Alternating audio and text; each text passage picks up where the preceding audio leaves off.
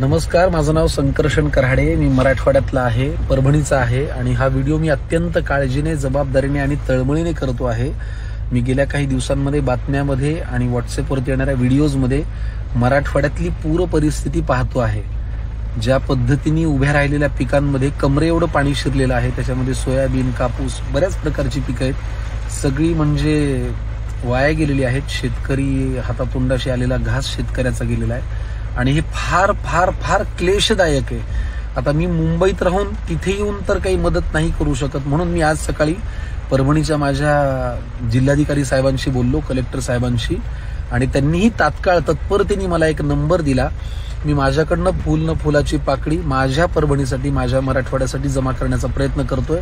हा व्हिडिओ ज्यांच्यापर्यंत पोहोचेल, मग ते माझ्या क्षेत्रातले माणसं असतील किंवा जगभरातले कुठल्याही क्षेत्रात काम करणारे कुठलाही मराठी माणूस असेल, त्याला जर वाटलं की माझ्या मराठवाड्यासाठी, माझ्या